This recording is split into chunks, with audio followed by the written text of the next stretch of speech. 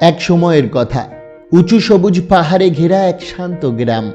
ভোর হলে পাহাড়ের গায়ে সোনালি রোদ পড়ে, পাখিরা গান গায়, হালকা কুয়াশা ধীরে ধীরে মিলিয়ে যায়। বাইরে সবকিছু এত সুন্দর, অথচ সেই গ্রামেরই এক তরুণের মনে ছিল এক অদৃশ্য ঝড়। তার নাম রাহুল, বয়স মাত্র 24 বছর। বাইরে থেকে তাকে স্বাভাবিকই লাগতো, কিন্তু ভেতরে ভেতরে যেন এক অন্তহীন কোলাহল। রাত হলে যখন পুরো গ্রাম ঘুমিয়ে পড়তো, রাহুলের চোখে ঘুম আসতো না।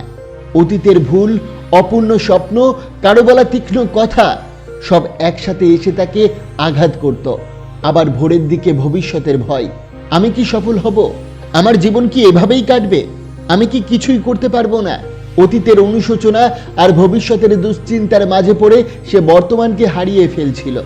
ধীরে ধীরে সে হাসতে ভুলে গেল।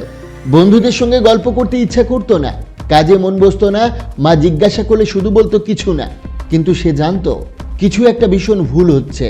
একদিন হাটে গিয়ে সে শুনল লোকজন আলোচনা করছে, দূরের এক পাহাড়ি গ্রামে একজন জ্ঞানী বৃদ্ধ মানুষ থাকেন। লোকেরা বলছে তিনি একসময় শহরের বিখ্যাত মনোবিজ্ঞানী ছিলেন। অনেক ভাঙা মনকে তিনি শান্তির পথ দেখিয়েছেন। অবসর নেওয়ার পর তিনি সব ছেড়ে প্রকৃতির কোলে চলে গেছেন। এখন তিনি নীরবে থাকেন, আর যারা শান্তি খুঁজতে আসে তাদের পথ দেখান। এই কথা শুনে রাহুলের মনে যেন এক টুকরো আশার আলো জ্বলে উঠল। সে ভাবল, হয়তো উনিই আমাকে বাঁচাতে পারবেন। পরদিন ভোরে রাহুল বেরিয়ে পড়ল।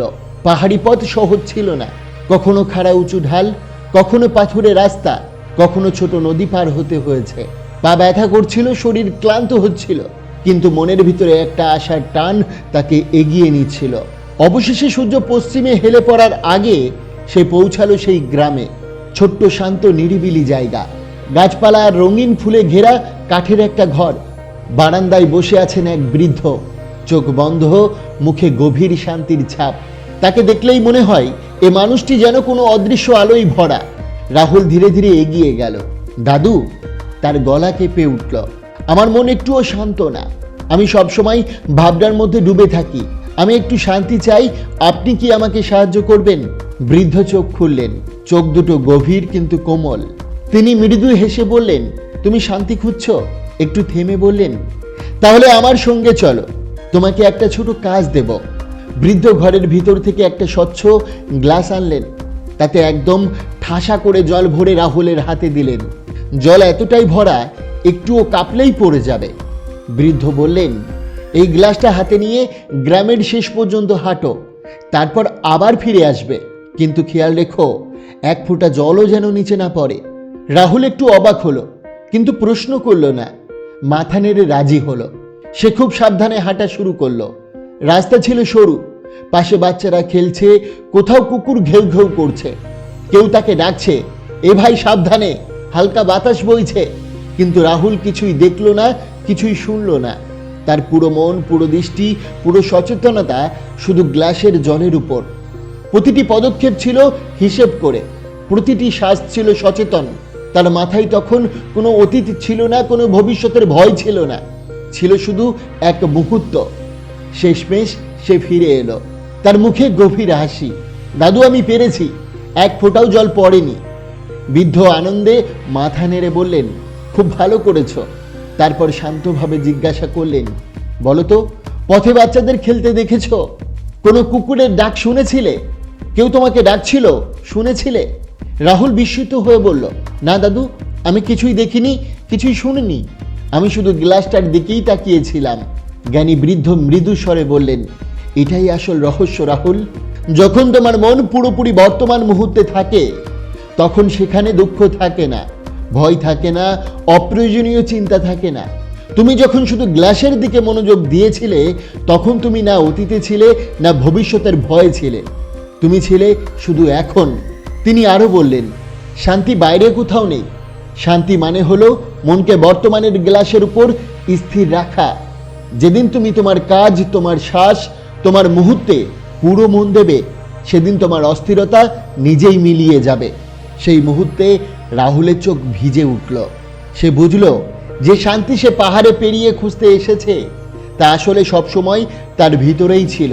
সে কৃতজ্ঞ মনে জ্ঞানী বৃদ্ধের পায়ে প্রণাম করল। সূর্য তখন পাহাড়ের আড়ালে ঢলে পড়েছে। আকাশ লাল কমলা রঙে রাঙা। বাড়ি ফেরার পথে রাহুল আগের মতো ছিল না। তার পদক্ষেপ ছিল ধীর কিন্তু দৃঢ়। হৃদয় ছিল হালকা, মন ছিল স্থির। কারণ সে শিখে ফেলেছিল, শান্তি কোনো জায়গা নয়, কোনো মানুষ নয়, কোনো ভবিষ্যৎ নয়। শান্তি হলো এক মুহূর্তে পুরোপুরি বেঁচে থাকা। আর সেই শান্তি আমাদের ভিতরেই লুকিয়ে থাকে। তাই মনে রাখবেন, চিন্তা করা খারাপ না, কিন্তু অতিরিক্ত চিন্তা ধীরে ধীরে আপনার আত্মবিশ্বাস, শক্তি আর ভবিষ্যৎ সবকিছু গিলে খায়। তাই কখনো এই 3টি ভুল করবেন না। তা না হলে অতিরিক্ত চিন্তা আপনাকে ভিতর থেকে ধ্বংস করে দেবে। ভুল নাম্বার 1, যা হয়নি তাই নিয়ে ভয় পাওয়া। আচার্য চাণক্য বলেছেন, যে ব্যক্তি ভবিষ্যতের ভয় করে বর্তমান নষ্ট করে, সে নিজের শত্রু নিজেই। ধরুন আপনি একটা কাজ শুরু করতে যাচ্ছেন, কিন্তু মাথায় প্রশ্ন আসে, যদি ব্যর্থ হই, যদি লোক হাসে, যদি টাকা নষ্ট হয়, যদি কেউ পাশে না থাকে। দেখুন, ঘটনাটা এখনো ঘটেনি, কিন্তু আপনার মস্তিষ্ক ইতিমধ্যেই সব শেষ সিনেমা চালু করে দিয়েছে। ঠিক যেমন এক গ্রামে এক কৃষক ছিল। সে বীজ বপন করলো, কিন্তু প্রতিদিন চিন্তা করতে লাগলো, যদি বৃষ্টি না হয়, যদি পোকা লাগে, যদি ফসল নষ্ট হয়। চিন্তা করতে করতে সে এতটাই ভয় পেল যে সে নিজেই জমিতে যাওয়া বন্ধ করে দিল। ফলাফল কি হলো? যে জমি যত্ন চাইছিল সেটাই অবহেলায় নষ্ট হয়ে গেল। অনেক সময় সমস্যা আমাদের ধ্বংস করে না, সমস্যার আগেই ভয়ই আমাদের শেষ করে দেয়। দ্বিতীয় ভুল, অন্যের মতামতকে নিজের সত্য ভাবা। অতিরিক্ত চিন্তার বড় কারণ লোকে কি বলবে, সে আমার সম্পর্কে কি ভাবছে, আমার পোস্টে কম লাইক কেন, ও উত্তর দিল না কেন, ও কি রেগে গেছে। একটা কথা মনে রাখুন, মানুষের মাথায় আপনার জন্য 24 ঘন্টা সময় নেই। তারা নিজেদের জীবন নিয়েই ব্যস্ত। একটা দৃশ্য কল্পনা করুন, সমুদ্রের ধারে দাঁড়িয়ে আপনি একটা ছোট্ট পাথর ছুঁড়লেন, জলে ছোট্ট ঢেউ উঠল, কিছুক্ষণের মধ্যে সব শান্ত। আপনি ভাবছেন ওই ঢেউটা হয়তো সমুদ্রকে বদলে দিল, কিন্তু সমুদ্র তো আগের মতোই আছে। আপনার একটা ভুল, একটা কথা, একটা পোস্ট বিশ্বাসকে ততটা নাড়ায় না যতটা আপনি ভাবেন। অন্যের মতামতকে নিজের পরিচয় বানালে আপনি কখনো নিজের মতো বাঁচতে পারবেন না। তৃতীয় ভুল, ভাবা মানেই কাজ হয়েছে এই বিশ্বাস। অনেকে সারাদিন পরিকল্পনা করে, ভাবছে আমি এটা করব, ওটা করব, আগামী মাস থেকে শুরু করব, কিন্তু কাজ শূন্য। অতিরিক্ত চিন্তা একটা মিথ্যা সন্তুষ্টি দেয়। মনে হয় আমি তো অনেক ভেবেছি, আমি সিরিয়াস। না, চিন্তা কাজ না, কাজই কাজ। একটা ঈগলের কথা বলি। একটা ঈগল পাহাড়ের চূড়ায় বসে আছে। সে ভাবছে আমি উড়বো উড়বো উড়বো, কিন্তু সে লাফ দিচ্ছে না। আরেকটা ঈগল ভয় পেয়েও ঝাঁপ দিল, ডানা মিলল, হাওয়া তাকে তুলে নিল। ওড়ার সাহস না থাকলে চিন্তার ডানা দিয়ে আকাশ ছোঁয়া যায় না। তাই সমাধান হলো, ভবিষ্যৎ নিয়ে ভয় আসলে নিজেকে জিজ্ঞাসা করুন, এটা কি এখন সত্যি ঘটেছে? অন্যের মতামত এলে ভাবুন, আমি কি নিজের কাছে সৎ?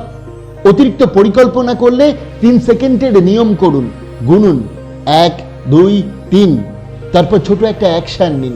ছোট কাজ বড় চিন্তার থেকে অনেক শক্তিশালী। অতিরিক্ত চিন্তা মানে মনে যুদ্ধ চলছে, কিন্তু মনে রাখবেন, সবচেয়ে বড় যুদ্ধ বাইরে না, ভিতরে। যেদিন আপনি নিজের চিন্তাকে নিয়ন্ত্রণ করতে শিখবেন, সেদিন কেউ আপনাকে হারাতে পারবে না। আচার্য চাণক্য তার নীতিবাক্যে বলেন, শত্রুকে হারানোর আগে নিজের দুর্বলতাকে হারাও। তাই আজ থেকে সিদ্ধান্ত নিন, আপনি চিন্তার দাস হবেন না, চিন্তাকে নিজের দাস বানাবেন। যদি এই ভিডিও আপনার ভালো লাগে, লাইক করুন, শেয়ার করুন এমন কারোর সাথে যে হয়তো নীরবে অতিরিক্ত চিন্তার সাথে লড়ছে। কারণ অনেক সময় একটা কথা, একটা সাহস, একটা সিদ্ধান্তই জীবন বদলে দেয়। আপনাকে অসংখ্য ধন্যবাদ ভিডিওটি শেষ পর্যন্ত দেখার জন্য।